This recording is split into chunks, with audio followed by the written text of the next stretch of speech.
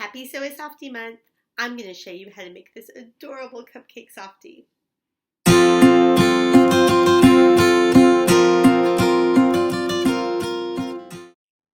Hi, I'm Amy Plumley from Sewing School, and I can't wait to sew this adorable cupcake softie with you. This video is just like we're taking a workshop together. So you might want to first watch it all the way through and gather up your materials. Then you can sew along with me.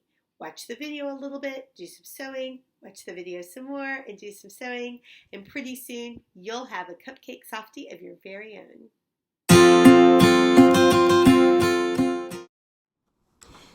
To make your cupcake, you are going to need 3 different colors of felt, or you could use other kinds of fabric.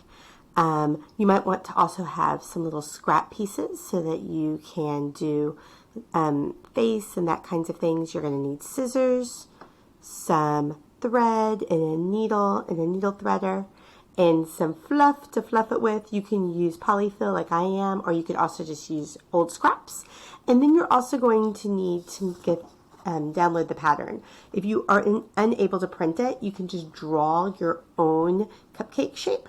You just want to make it as big as you can on the piece of paper.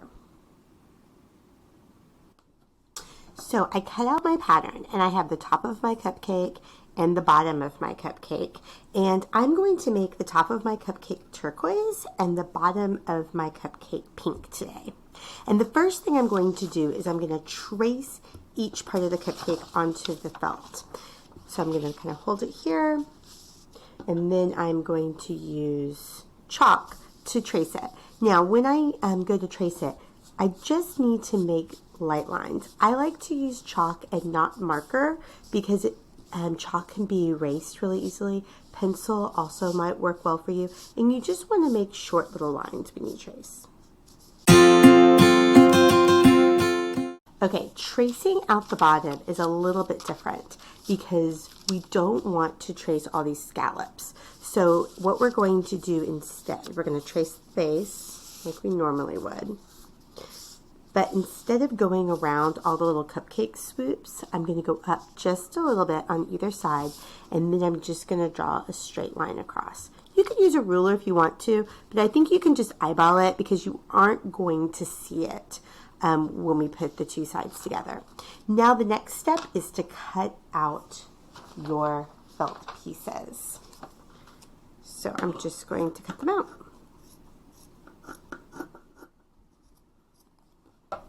Okay, I have the top of my cupcake and the bottom of my cupcake, and I am ready to decorate and start sewing.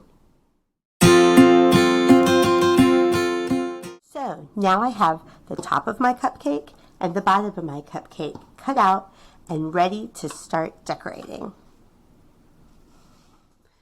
You can decorate the top of your cupcake however you'd like. You might want to add sprinkles, you could do flowers, you could put a cherry on top, whatever you think you would like to do. I'm going to show you though how to make a face. So when I go to make a face, I usually use some scrap felt that I have on hand, and to make my smile, I make with chalk like the letter U, and then I make another little U inside and connect them. So it kind of ends up looking like an upside down rainbow, which is kind of fun. And then I might want to draw 2 eyes about the same size. Start cutting those out, add other pieces to it that you think you might like until you get the face exactly the way you want it to be.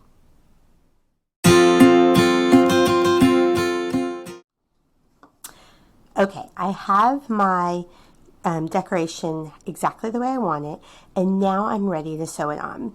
A quick little trick I'm going to show you is that you can use glue stick, just a little bit of glue to kind of put on the back and to lay your pieces down, and that will hold them in place while you are sewing them on. This is a good trick to use if you're doing tiny pieces. You could also do pens. You can also just kind of like lay them down as they go, so that's totally fine. So you need to get your needle and thread ready to go, ready to start sewing. If you are still learning how to thread your needle, you can watch my Sewing Basics video or also the How to Thread a Needle video, and that might be helpful for threading your needle. You want to start on the back, and I'm going to sew the mouth on first. And when you're sewing on the mouth, you can use, I'm using darker thread to kind of blend in a little bit, but you can use any color you'd like. And I'm going to poke it through. I'm going to grab the eye of my needle where the needle and the thread meet, pinch it, and then pull, pull, pull, pull, pull. And then I'm just going to do a running stitch, and that's the up and down stitch. So I'm going to go down, and I can just go right through the middle of this mouth here. I don't have to go around the edges. It's just one stitch through the middle is going to hold it on. And remember, your stitches should be about as big as your fingernail. That's a good size stitch. You don't want them to be too big. They get kind of loose. You don't want them to be so tiny because then it might take forever to do this. So I'm just going to go all the way around. Now, when I get to the top of the mouth, I don't have to knot off if I'm going to be using the same thread, okay? So what I'm going to do is instead of, actually I'm going to make a tiny stitch here just to tack the top of that mouth on better. I want to end in the back. Okay. When I get to the top of the mouth, what I'm going to do, instead of having to knot off, I'm actually just going to travel up to the eye. Okay, I'm going to travel up to the eye, I'm going to pull, pull, pull, and you'll see what it looks like in the back. There's one long stitch here, but that's okay because you aren't going to see it when we go to stuff it. So I'm just going to then keep sewing on my eye. Oh no. Okay, do you see what I did? Is I accidentally did a whip stitch because I was talking and doing it at the same time. So when that happens, I have to unthread my needle, take it out, and rethread it.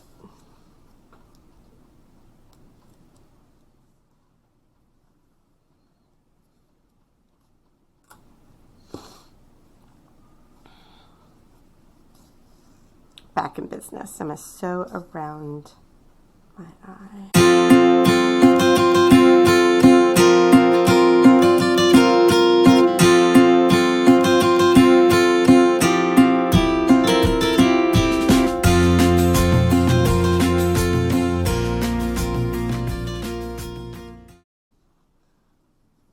All right, to make the little twinkle in the eye, what I do is I just do a little X inside of here.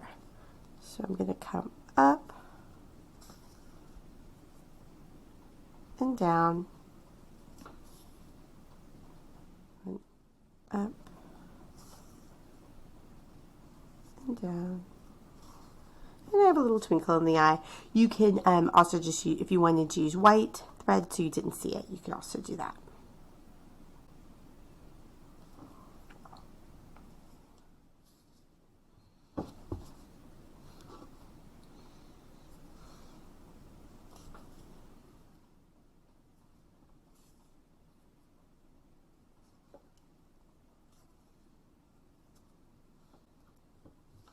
I want to show you how to knot off. So there's two ways to knot off. One thing you can do is you can put your needle around your thread and kind of pull. Okay, and that's a good way, but it can be kind of tricky if you're new at sewing. The other way to knot off is to just go to a nearby stitch and to kind of go through that 2 times, even catching a little bit of that fabric and then pulling really tight. And then with your scissors, okay, the face is how I would like it to be. And so this is what it looks like on the back, in case you're curious. Now I am going to stitch up the base. So to make my bottom, I prefer to make like little stripes on the cupcake liner, but you can do whatever you'd like. But to make your stripes, I'm going to start at the bottom, and I'm just going to use a running stitch to sew all the way up to the top.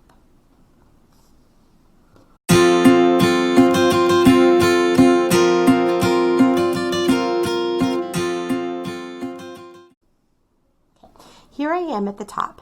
And what I'm going to do is I'm just going to take my thread and just travel over to make my next line, just like I did when I did my base. And then I'm just going to keep doing that. And I'm not going to knot off until I run out of thread or I am finished. If you're having trouble doing the straight lines, you can definitely draw them with chalk or a pencil and just trace those lines when you're sewing. Okay, we have the top and the bottom of the cupcake sewn, and now we are ready to sew this together and add a back.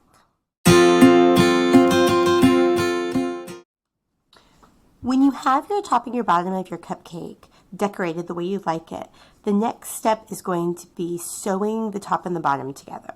So I'm going to overlap the top just a little bit onto the bottom. All right, and then I'm going to use my pins to pin it in place.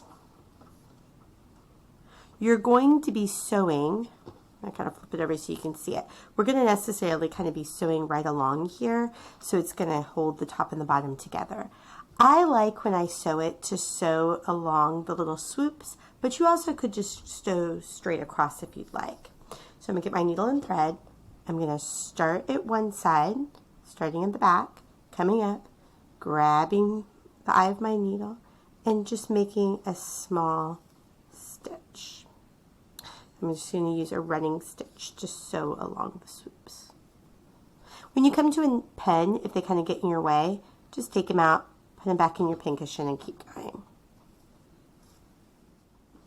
When you have the top and the bottom sewn together, it's time to add the backing fabric. I'm going to show you a really cool trick on how to add the back. So I'm going to use my cupcake as the pattern. So I'm going to lay it down onto my backing fabric, and then I'm going to pin it along the sides. And when you're adding a pin, what you want to do is poke down, kind of scoop up the fabric a little bit and push it out. So I'm just putting a pin on each of the four sides.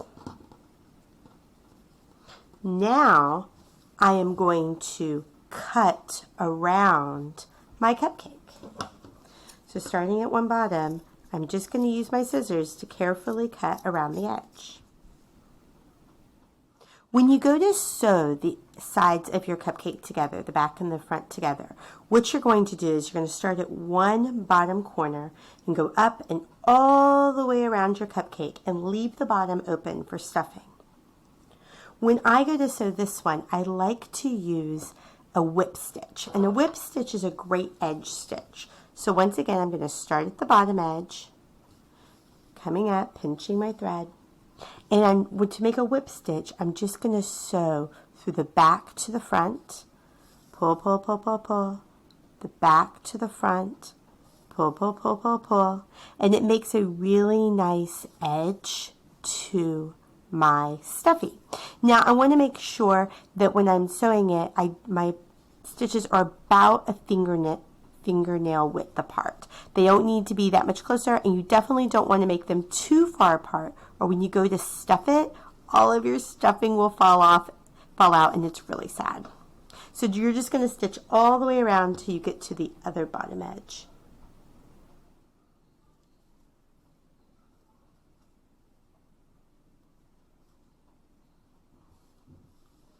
All right, I'm at the very bottom. My needle has come off, so I am just going to tie a little knot there.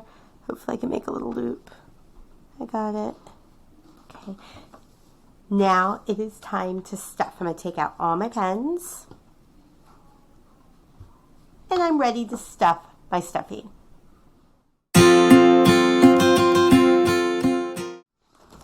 To stuff your stuffy, what you want to do is get your stuffing, and you don't need to use a ton of it at once. You want to do small batches and push it all the way up into the stuffy. When you have your stuffy as plump as you want him to be, he's nice and squishy, you don't want it to be too hard, then you're going to sew up the bottom. And what I like to do is kind of push it down a little bit, push the stuffing in, use a pen to pin it closed, and then you're going to sew right along that edge using that whip stitch. If you still had thread left over, you could definitely just re-thread that needle. I ran out of thread exactly when I got to the bottom, so I got myself a fresh needle and thread. So you do whatever you're doing with your sewing. And now I'm just going to sew up the edge using that whip stitch. Yay! The Cupcake Softie is done. I can't wait to see yours. Please be sure if you post a picture of yours to tag it Sew a Softie so that I can see it. Have fun!